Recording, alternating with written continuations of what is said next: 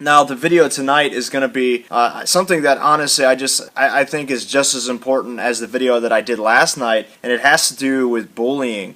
And I'm not going to waste any more time. And by the way, this is episode number 8 of the Man Up Show. If you've been following along, it's hard to believe it's already episode number 8. I've been wanting to do 2 episodes a week, but I just haven't been able to because I've been so busy writing my new book, Just Man Up. But once I finish this book, then I'm going to try to do 2 to 3 episodes of the Man Up Show every single week. And again, I've been alternating back and forth between here on my personal page, and I've been going over my like page as well. So make sure you go over there and check it out. It's facebook.com/Josh Spencer Fitness. So tonight's episode 8 of the Man Up Show, is called Rising Up Against Bullying.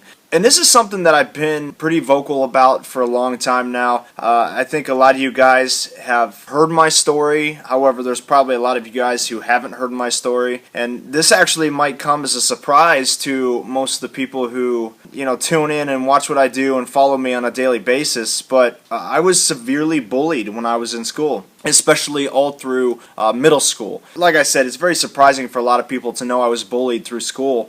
I would say the worst of the bullying was probably from 5th grade until about, I would say, 8th grade. The middle school years, those were the toughest for me.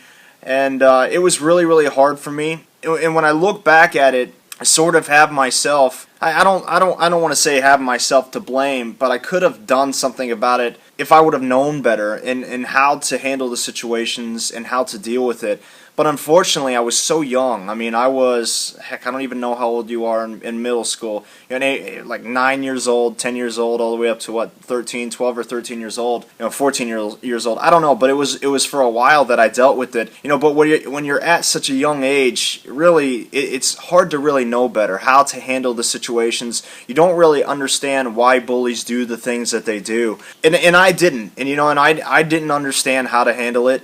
And honestly, I let it affect me a lot more than I should have. So, I just want to take some time here and just share a few stories of some of the things that I went through, just so you can get a good understanding of how tough it was for me. And a lot of this stuff that I really don't talk about too much because it's not a good memory that I have of my past, but it's something that I dealt with very regularly. There was always this group of guys, man, and it was crazy. It was just this one group of guys that always used to, I guess, just pick on me. They just felt like I was an easy target, and honestly, like I said, I let them pick on me, so I was an easy target. And they just constantly did it. And they didn't care if it was in private, they didn't care if it was in public, they didn't care who was watching.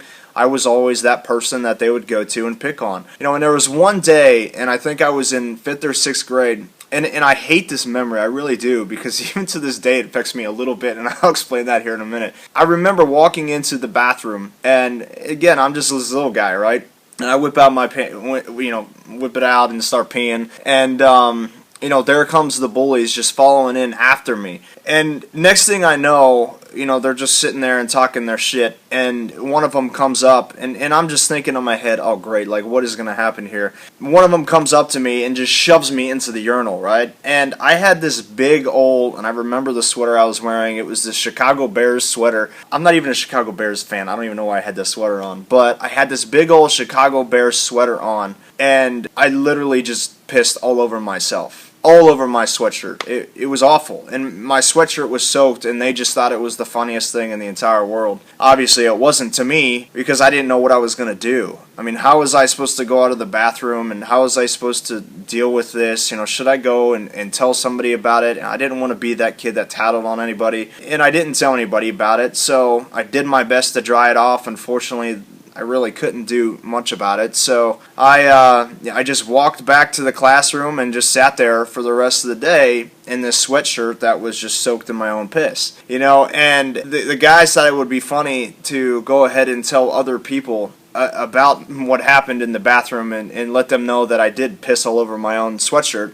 So I'm sitting there in class, and I can just hear people talking about it behind me, and I can hear people laughing and looking at me, and it's such an awful feeling to be in that position to where, one, you feel helpless, but two, you're just picked on, and you're being judged and laughed at by everybody else, and it really, really messes with you, and it messes with your confidence. And looking back, I did have a lot of confidence issues, and bullying was a big part of that. Obviously, I'm a lot different now, but back then I wasn't like I am today. And another example that I can share with you guys, and there were so many different things that happened, by the way, but another example is I remember specifically being in intramurals, which was like the recess after lunch, and one of the guys, and here I am, I'm actually down on the court playing basketball with a group of guys, and one of the bullies, the guys, this whole group that always picks on me, they decided that they were going to wind up and throw a basketball. And remember, I'm in the middle of the court here while there's people just watching me on both sides, just students everywhere. One of the guys decided that he was going to wind up and launch the basketball as hard as he could at my head. And obviously he connected because it just knocked me down, right? And next thing I know, I'm looking around and there he is, and he's just laughing his ass off because he thinks it's hilarious, while at the same time the entire auditorium was laughing at me as well. So that's the kind of stuff that I dealt with on a regular basis. And like I said, it affected me pretty badly. It affected my confidence in myself. It affected my friendships. It affected my relationships. I just remember there were times where I would just go to lunch, and I just dread going to lunch, and I dread going to recess because I knew that I'd be picked on and that I'd have nobody to sit with. So I was that kid in school, which is really hard to believe, for a lot of years. It's not a good thing to go through. However, looking back, it did teach me a lot of things about life. And now, it's disappointing because I'm seeing bullying happen already in oldest child, Madison, and she's just, she's just 7 years old. And man, it's crazy how early it starts. But it's bullying is something that is just so common anymore, not just with kids, but even with adults. And it's really funny to me because, obviously I know how to deal with bullies now, but when you look at the last 9 years and all the success I've achieved, along with that success has come a lot of, quote-unquote haters. Now, and I consider a hater to be just another bully. So those same people who are haters are the same kids who were in school picking on me. It's the same type of people, and the reason they do it are for the same reasons, as I well know. But when I started my results, and obviously I got my results with P90X, there were a lot of people that just tore me apart. Absolutely tore me apart. People saying that it was photoshopped, people calling me fat, people calling me ugly. I could go on and on and on with the comments that I received just all over the internet, all over social media, especially on YouTube, which just absolutely tearing me down. And fortunately, being where I am, I understand how to deal with those people. It doesn't affect me in any way now, but it's a very, very real thing, and people have to understand that it's a very real thing.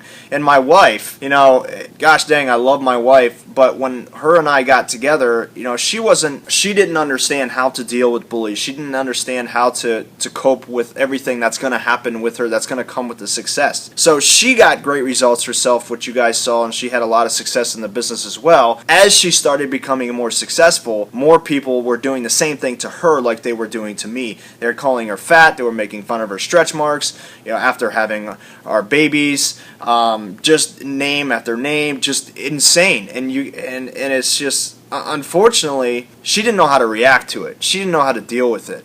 So when this happened to her, she would come to me and she'd be bawling her eyes out. So she'd read a comment and she'd come back and she'd just say, I don't know why they're saying this stuff. And we actually had to sit down and I had to tell her and explain to her everything that I went through in the past, everything that I learned from the Magic of Thinking Big, and how to actually deal with bullying itself.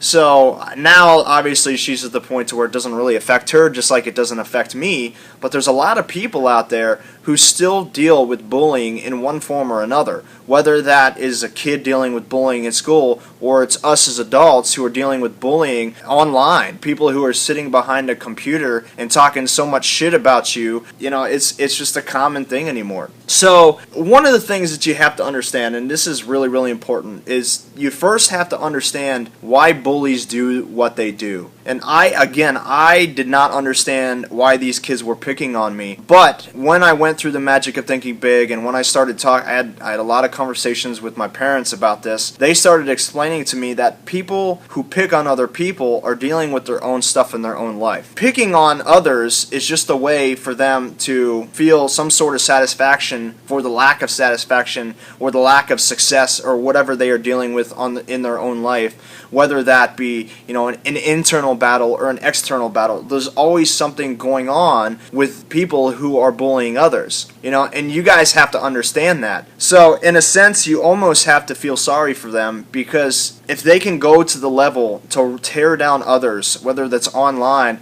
or it's in person, think about what kind of mindset that person has to be in, or think about the stuff that person is dealing with in their own life. It can't be good. Because I'm telling you, somebody who's raised right, somebody who is a positive thinker, someone who helps others, they're not going to bully others. I'm not going to go bully others. A lot of you guys that are listening to this call, you're not going to go and you're not going to actually or tear down anybody online or offline.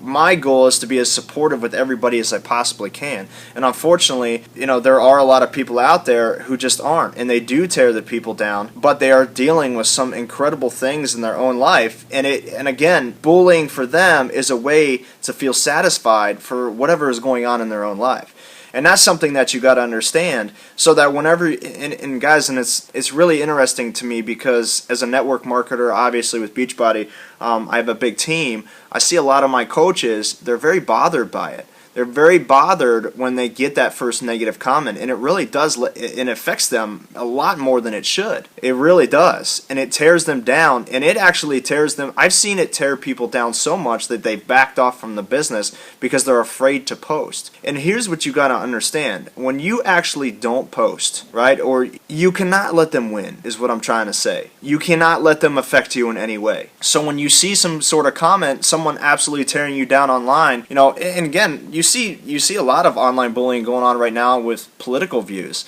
It's the same thing. But when you see someone that is tearing you down online, the first thing that you have to do is you got to let it go in one ear and out the other. You can't let it affect you in any way whatsoever.